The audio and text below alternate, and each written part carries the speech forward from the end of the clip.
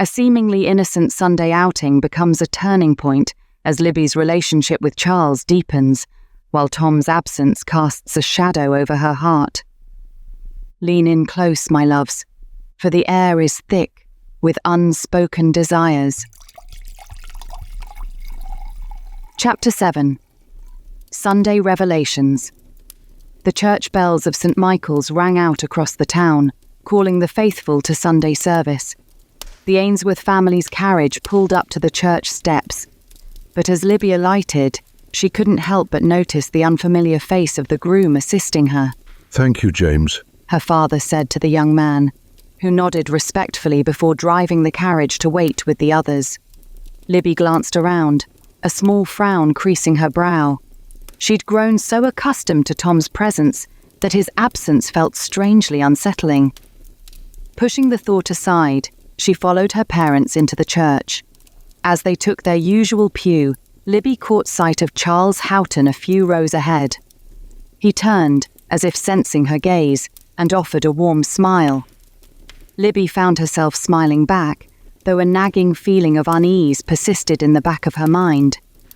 After the service, as the congregation filed out into the bright summer morning, Charles made his way to the Ainsworths. "Congressman, Mrs. Ainsworth." He greeted them politely before turning his attention to Libby. "Miss Ainsworth, you look radiant this morning." Libby felt a blush creep up her cheeks. "Thank you, Mr. Houghton. It's good to see you again." "Charles, my boy." Congressman Ainsworth boomed, clapping the young man on the shoulder. "Why don't you join us for our Sunday stroll through the park? I'm sure Elizabeth would enjoy the company." "I'd be delighted," Charles replied, offering his arm to Libby. As they walked through the leafy paths of the town park, Libby found herself once again drawn into easy conversation with Charles. He asked about her week, listening attentively as she recounted her recent reading on the history of the women's suffrage movement. "You know, Miss Ainsworth," Charles said thoughtfully, "I find your passion for these matters quite admirable. It's refreshing to meet a young woman so well informed on current affairs." Libby felt a spark of hope. "Do you really think so? Many find my interests unconventional." Charles chuckled. "Conventional can be terribly dull, don't you think? I believe a lively mind is a true asset." As they continued their walk, Libby found herself relaxing in Charles's company. He asked insightful questions about her views on voting rights and seemed genuinely interested in her responses. "You make some compelling arguments," he said at one point. "I must admit, you've given me much to think about." Libby beamed, feeling a sense of accomplishment.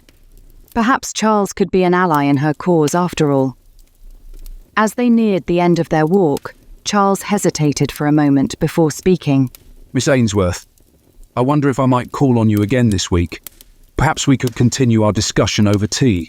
Libby felt a flutter of excitement. "I'd like that very much, Mr. Houghton."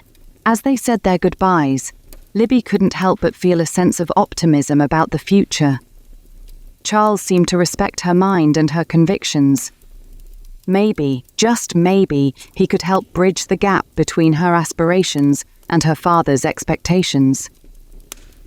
Yet, as she climbed into the family carriage for the ride home, Libby felt a twinge of something she couldn't quite name. She found herself glancing at the unfamiliar groom, James, and wondering why Tom hadn't been at church. It wasn't like him to miss a Sunday service. "Is everything all right, dear?" her mother asked, noticing Libby's distraction. Libby forced a smile. "Yes, Mama, just lost in thought, I suppose." As the carriage pulled away, Libby couldn't shake the feeling that something was off. But with her mind full of her stimulating conversation with Charles and plans for their upcoming tea, she pushed the nagging worry aside.